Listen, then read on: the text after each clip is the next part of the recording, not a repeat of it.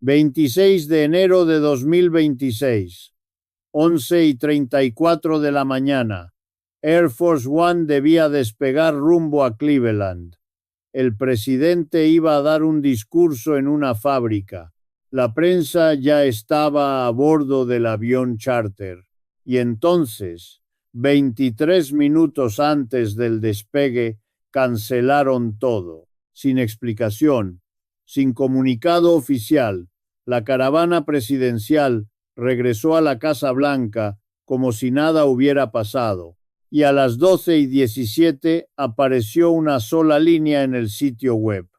El viaje presidencial ha sido suspendido indefinidamente, pendiente de resolución de requisitos operacionales. ¿Requisitos operacionales? No.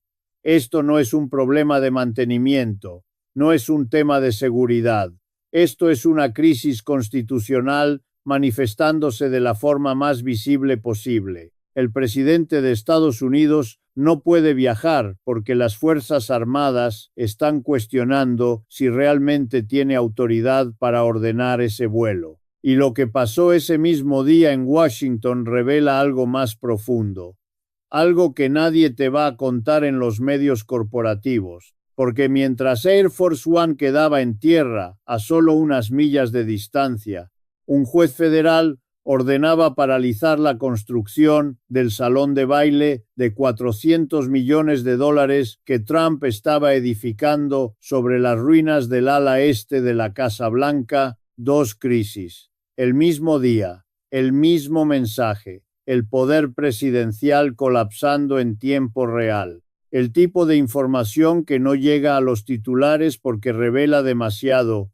Quédate hasta el final, porque cuando termines de ver esto, vas a entender exactamente cómo se desmorona un imperio desde adentro.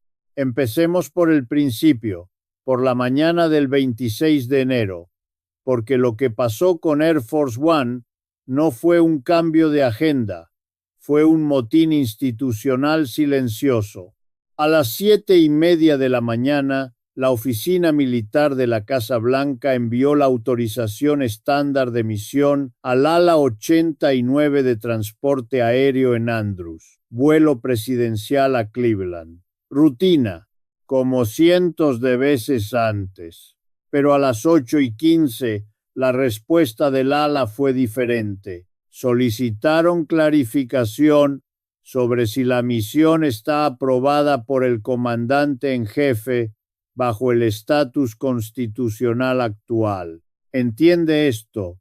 Ese no es lenguaje estándar. Eso es la Fuerza Aérea diciendo: no estamos seguros de que tengas autoridad para ordenar este vuelo. La Casa Blanca respondió a las 8:47. Autorización válida, proceder. Pero la cadena militar no obedeció. A las 9:23, el comandante del ala contactó al jefe de Estado Mayor de la Fuerza Aérea. 14 minutos de llamada. A las 9:37, el jefe contactó al presidente del Estado Mayor Conjunto. A las 10:04, el presidente contactó al secretario de Defensa y a las 10:51, 23 minutos antes del despegue programado, el secretario de Defensa le dijo a la Casa Blanca que Air Force One no iba a volar. Motivo: falta de claridad sobre autoridad constitucional. Mira lo que acaba de pasar. Las Fuerzas Armadas de Estados Unidos se negaron a transportar al presidente porque no están seguras de que sea legalmente el presidente. ¿Por qué? Porque el jueves anterior, a las 4:17 de la madrugada, la vicepresidenta invocó la sección 4 de la enmienda 25. 11 secretarios del gabinete firmaron una declaración diciendo que el presidente es incapaz de ejercer los poderes de su cargo. Bajo la 25, esa invocación transfiere inmediatamente la autoridad presidencial a la vicepresidenta, pero a las 9:34 del jueves, el equipo legal del presidente envió una carta al Congreso diciendo que no existe ninguna incapacidad y bajo el texto constitucional esa carta restaura inmediatamente su autoridad. Entonces, desde las 4:17 hasta las 9:34 del jueves, la vicepresidenta fue la presidenta en funciones. Desde las 9:34 hasta ahora, el presidente recuperó su autoridad, pero aquí está la trampa. La vicepresidenta y el gabinete tienen 4 días desde la carta contestataria para enviar una segunda declaración reafirmando su posición. Si lo hacen, la disputa va al Congreso para votación. Y durante ese período, la cuestión de quién tiene autoridad presidencial vuelve a estar en disputa. Y lo que la Fuerza Aérea está diciendo al dejar Air Force One en tierra es esto: no nos sentimos cómodos recibiendo órdenes de alguien cuya autoridad constitucional está disputada, porque si volamos una misión bajo autoridad disputada y el Congreso luego vota para sostener la remoción de la 25, entonces volamos una misión para alguien que en realidad no era el presidente. Eso crea responsabilidad legal para la Fuerza Aérea, violaciones potenciales de la cadena de mando, y sienta un precedente de que el ejército seguirá órdenes de personas cuya autoridad está en cuestión. El ejército no quiere sentar ese precedente, así que se niega a volar hasta que se restaure claridad constitucional. Ahora déjame mostrarte por qué esto importa más allá de un viaje cancelado. Air Force One no es solo transporte, es un símbolo de autoridad presidencial y poder estadounidense. Cuando Air Force One aterriza en una capital extranjera, envía un mensaje: el presidente de Estados Unidos está aquí, y el poder de Estados Unidos respalda sus palabras. Cuando Air Force One está en tierra, envía el mensaje opuesto: el presidente no puede viajar, el ejército no lo transportará, su autoridad está en disputa. Y ese mensaje está siendo recibido por aliados y adversarios en todo el mundo ahora mismo. A la 1:47 de la tarde, el Ministerio de Relaciones Exteriores de Rusia emitió un comunicado. Notamos con interés que el presidente estadounidense parece incapaz de realizar viajes diplomáticos normales. Rusia permanece abierta al diálogo cuando Estados Unidos tenga un gobierno funcional. Eso es lenguaje diplomático para: vemos debilidad y nos estamos burlando de ustedes. A las 2:23 de la tarde, el Ministerio de Relaciones Exteriores de China hizo eco. El liderazgo estable es esencial para relaciones internacionales productivas. Esperamos que Estados Unidos resuelva pronto sus desafíos internos. China diciendo lo mismo: tu presidente está en tierra, tu gobierno es disfuncional, estamos mirando y calculando. A las 3:14 de la tarde, el presidente dio una conferencia de prensa en el Jardín de Rosas. Su declaración fue desafiante, pero reveló la profundidad de la crisis. La decisión de dejar Air Force One en tierra es parte de un esfuerzo coordinado por oficiales militares desleales para socavar mi presidencia. Sigo siendo el comandante en jefe, tengo plena autoridad constitucional y estoy ordenando a la Fuerza Aérea que revierta esta decisión inmediatamente. Esa declaración crea una situación imposible. El presidente está ordenando a la Fuerza Aérea que lo vuele. La Fuerza Aérea se niega porque cuestiona su autoridad para dar esa orden. Si la Fuerza Aérea cumple, están aceptando su autoridad. Si continúan negándose, efectivamente están del lado de la invocación de la 25. No hay posición neutral. A las 3:52 de la tarde, el secretario de Defensa emitió un comunicado. El Departamento de Defensa permanece comprometido con apoyar al comandante en jefe legítimo. Las decisiones sobre operaciones de transporte aéreo se toman basándose en protocolos establecidos y requisitos constitucionales. Estamos trabajando con todas las partes relevantes para garantizar claridad y reanudaremos operaciones normales cuando sea apropiado. Nota lo que esa declaración no dice. No dice que el presidente es el comandante en jefe legítimo. Dice que están comprometidos con apoyar a quien sea que lo sea. No dice cuándo volará Air Force One de nuevo. Dice cuando sea apropiado, que no está definido. Esto es el Pentágono cubriéndose porque no quieren comprometerse con ningún lado hasta que se restaure claridad constitucional. Y aquí está el punto crucial que determina qué pasa después. El presidente no puede gobernar efectivamente si no puede viajar. El poder presidencial depende de la presencia. Reunirse con trabajadores de fábrica en Ohio. Dirigirse a tropas en bases militares. Conducir diplomacia en capitales extranjeras. Todo eso requiere la capacidad de viajar de forma segura con todo el aparato de autoridad presidencial. Si Air Force One está en tierra, el presidente está confinado a Washington.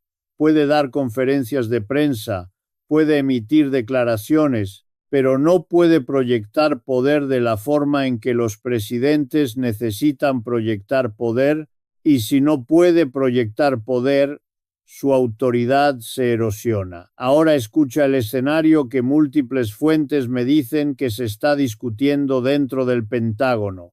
Si la vicepresidenta y el gabinete envían su segunda declaración, lo cual tienen hasta el lunes para hacer, entonces entramos al período de deliberación del Congreso de 21 días. Durante esos 21 días, quien tiene autoridad presidencial depende de cuándo se enviaron las declaraciones. El presidente tiene autoridad hasta que la segunda declaración llegue al Congreso. Entonces la vicepresidenta se convierte en presidenta en funciones de nuevo. Y el Congreso tiene 21 días para votar. Si el Congreso sostiene la remoción con voto de 2/3, la vicepresidenta permanece como presidenta en funciones por el resto del mandato. Si no alcanzan 2/3, el presidente reasume plena autoridad.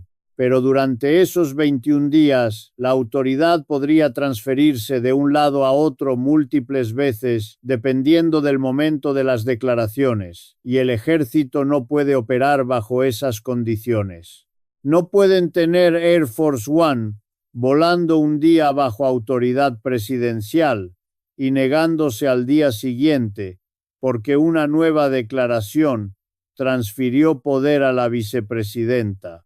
Entonces, la posición del Pentágono, según fuentes, es que Air Force One no volará hasta que la cuestión constitucional se resuelva de una forma u otra, o la vicepresidenta retira la declaración de la 25, o el Congreso vota para sostenerla o rechazarla. Hasta entonces, el viaje presidencial está suspendido. Y déjame mostrarte qué más ha sido suspendido, porque Air Force One no es el único activo presidencial afectado.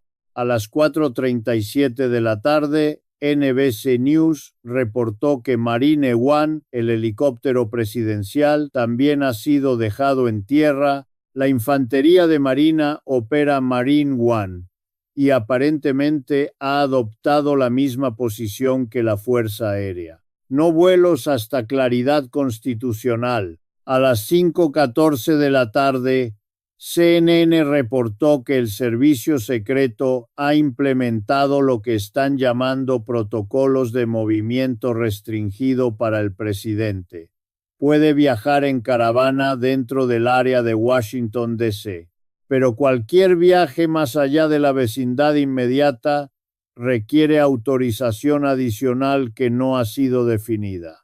A las 5:48 de la tarde, The Washington Post reportó que los equipos de avanzada presidencial, que viajan antes que el presidente para preparar ubicaciones para visitas, han sido retirados. Todos los viajes presidenciales programados para las próximas 2 semanas han sido cancelados o pospuestos indefinidamente. Lo que esto suma es un presidente que está efectivamente confinado a la Casa Blanca y sus alrededores inmediatos. Puede caminar a la oficina oval, puede tener reuniones en el ala oeste, puede dirigirse a la prensa en el Jardín de Rosas, pero no puede volar a Ohio, no puede visitar tropas en Europa, no puede asistir a una cumbre en Asia.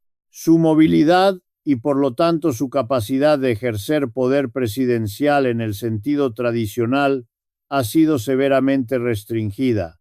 Y ahora las implicaciones políticas, porque esto está acelerando la crisis en lugar de resolverla. A las 6:23 de la tarde, el líder de la mayoría del Senado, Chuck Schumer, dio una declaración. El hecho de que el ejército haya efectivamente dejado al presidente en tierra demuestra la seriedad de las preocupaciones planteadas por la vicepresidenta y el gabinete. El Senado procederá con audiencias este fin de semana y nos moveremos rápidamente a una votación. Schumer está usando el hecho de que Air Force One quedó en tierra como evidencia de que la invocación de la 25 estaba justificada. Si incluso el ejército no confía en la autoridad del presidente, está argumentando Schumer, entonces el Congreso debería votar para sostener la remoción. A las 7:01 de la tarde, el líder de la minoría del Senado, Mitch McConnell, respondió: la decisión de dejar Air Force One en tierra es un precedente peligroso. El ejército no decide quién es presidente. El Congreso sí. Y hasta que el Congreso vote, el presidente retiene su autoridad constitucional. Llamo al secretario de Defensa a revertir esta decisión inmediatamente. McConnell está argumentando lo opuesto. El ejército se está excediendo al negarse a volar al presidente. Solo el Congreso puede removerlo. Y hasta que voten, tiene autoridad. Estas dos posiciones son irreconciliables. Y mientras más tiempo permanezcan irreconciliables, más paralizado se vuelve el gobierno. Déjame mostrarte 3 escenarios. Escenario 1. La vicepresidenta retira la declaración. El gabinete determina que las preocupaciones fueron abordadas. El presidente acepta algún tipo de evaluación. Declaración retirada. Claridad restaurada. Air Force One vuela. Desescalada requiere compromiso. Ningún lado mostrando disposición. Escenario 2. La vicepresidenta envía segunda declaración el lunes. El poder se transfiere de vuelta a ella. El presidente ya no es presidente durante el período del Congreso de 21 días. Air Force One vuela con la vicepresidenta, no con el presidente. Audiencias, evidencia, votación. 2/3 sostienen o el presidente reasume.